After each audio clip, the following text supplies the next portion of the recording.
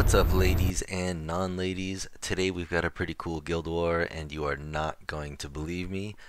Like 2 days after we do the guild war attack on the subscriber Kai's account, we fight them, or his guild, G Skills, on my regular account. So we're going to get to go against the subscriber account that we just saw a couple days ago. Now this bottom team, we all know how we're going to kill that, super guaranteed mode. But this top team is a very good team. I love Water Panda paired with a non-water super scary threat. And pairing those two together make it very hard to have a clean win against this team. It's pretty doable to win, but it's really hard to do it without taking losses, and that just kind of screws up the rest of your guild wars. So I really like Water Panda plus a non-water secondary DPS.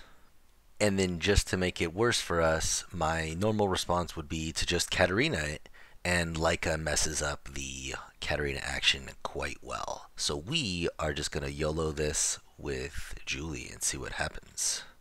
Now I would normally be afraid of an assortment of will runes, but we happen to have insider information that Kai does not own any will runes. So we should hopefully we should very easily be able to knock out the Laika. I don't even think we'll need an armor break on the Laika, but the Water Panda, as long as we get an armor break, I think we should still be able to take that out as well. I've downgraded my Julie's runes a little bit now that I don't use her as often, or basically at all in AO, except against double nemesis teams, but she still hits really, really hard. Oh, not hard enough today. The base defense on that Panda dropped my cards to 5k a hit, so we only hit him for 30. But should still be really good here.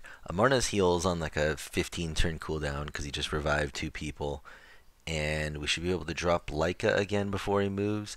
Yeah, so I think Julie can eat the Laika with just her auto attack. So we're going to armor break the Water Panda. Oh, that's bad news bears for you guys. So now we can try to armor break this Laika. And this one's in the bag here. Might have to wait. Yeah, might have to wait for another attack buff. But we should be able to take this one out pretty cleanly, I say, as my Galleon is at like 40% with an armor break on him. Oh, you're so done. Julie's gonna eat you. Alright, so we took that. This next one should be a pretty straightforward win.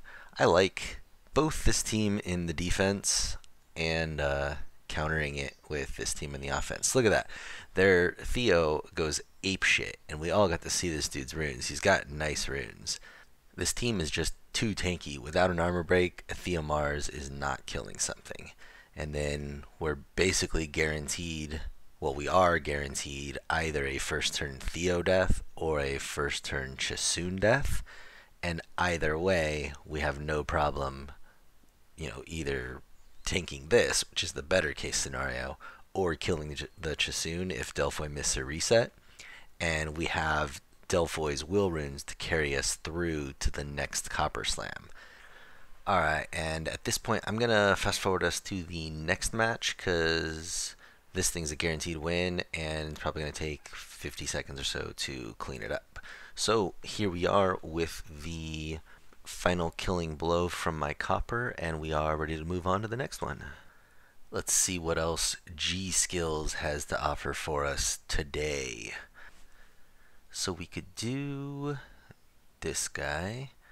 This thing is boring though. I don't think I want to do this. I want something more interesting. These guys have all kinds of cool shit. Yeah, so let's hold this one as a possibility if we run out of stuff we can kill. Oh yeah, this way more fun. So we got a cool Zaiross to shit on at the bottom, and then a light panda up top. I always forget how the passive works on this guy. Okay, and then he's got the AoE strip on 2. Yeah, so we should be able to safely kill both of these teams, and I particularly like shitting on this Galleon Tiana Zaiross team. Kind of absolute worst case scenario, maybe I'll lose something, but it's more or less a guaranteed win. Just take Rina Tractor plus X. The Rina won't die, the Tractor won't die. Problem is I don't have a good third.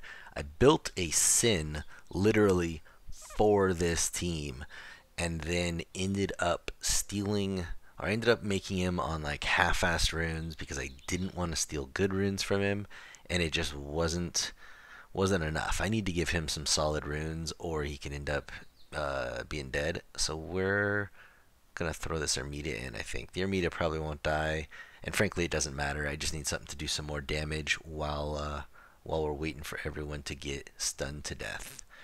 Now the strip was mediocre, decent there. Definitely gonna kill. Definitely gonna kill the tower first. So I think I might reset the Veromos. I should either reset the Veromos or pop immunity on myself, both just so I don't get stunned. Went for the reset and missed it. So we're going to kill the tower. At this point, we should have the win, unless that water panda, sorry, the light panda just goes completely apeshit. But I feel pretty good. Pretty good about this one. Copper will carry us to the ends of the world. I don't know if I'm going to be able to proc a copper slam on the light panda. I think I can, but if not, we'll just chew him down last. But I definitely will be able to proc copper slam on the Veromos. And the Veromos just uses AoE, so I don't want to reset him, and I don't really want an extra armor break out, so I'm just going to keep hitting that Veromos. Probably reset you, well, attempt to at least. Should be able to knock out the... Oh, I'm going to end up probably using a 45k copper nuke on a Veromos with like 12 hit points. But I don't know if it's going to proc on the light panda, so I don't want to hit him first and then just make things take longer. So, and the auto attack, I don't know if that would kill him. So we'll do that, knock him out, play it nice and safe, and then we'll actually take note of whether or not my copper slam procs on this dude. Hopefully he lasts that long, because I kind of want to find out now. Don't want to die though, so we will buff up. And there, we got rid of that armor break. I don't think we're going to get a buff to nuke out. He's going to die beforehand. Yep, dead light panda. Alright, well, we'll take our win and move on and see what happens here. Of course, we got the armor break on the Ermeda, so that's going to hit hard, but not world-breakingly hard. Let's slow everything down, stun that Zaiross. Yeah, that's definitely what we want to do, because the only chance they have of killing anything is their Zaiross killing my Ermeda. I don't see it as being... Okay, so I see it as being completely possible and likely. I guess the Galleon is the problem, not the Zaiross, as far as killing that Ermeda, but I think the Ermeda is done for at this point. Sacrificial Lamb still should be a nice clean win here. Oh, are they going to avoid him now? Oh no, the Tiana's going to kill. The Tiana's going to hit my Ermeda for like 5 hit points and kill him. Maybe I should have tried to stun the Tiana. I probably should have tried to stun the Tiana with my tractor, but I just figured it might not work because of the glance. But that was definitely a mistake there. I threw away my Ermeda when maybe I had a low chance to save it. And look, I got the stun right there. Do it again. Oh, I got the stun 2 in a row. Definitely should have stunned the Tiana. Might have been able to carry my Ermeda through in case we find any Pernas we want to use on our 3rd sword. If not, hopefully we don't end up regretting that. We'll see what comes in the next one. We got this... Oh, speaking of fucking Perna. Perna and Rakan. And we don't have an Ermeda. So, let's do this guy... Maybe with a Chasun or a Delphoi to tank the Perna? Yeah, I feel okay with my Delphoi. Oh, but what I don't like about that bottom team is that Wind Monkey is going to kick the shit out of my Avaris. I wonder if... What can we do about that? Maybe Fire Dog? I feel pretty good about that. We bring our Fire Dog in. I think that'll help keep Avaris alive. And yeah, we're going to go for that. That looks fun and doable.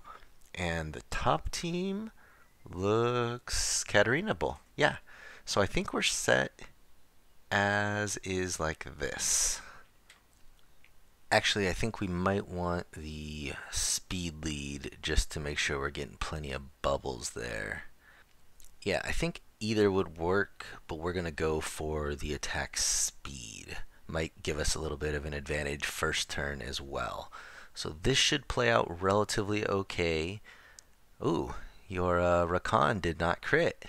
Might want to boost that a little. Didn't crit against a Katarina even. Boost that crit rate, yo. The Rakan is dead. Oh my God, Katarina. So we're gonna hit this frigate for 105,000. You know, just in case that was necessary. Thank you very much, Katarina. And imagine that's with me using her like this. I cannot imagine how people use her as a first turn kill, unless you've got a Jemire as well.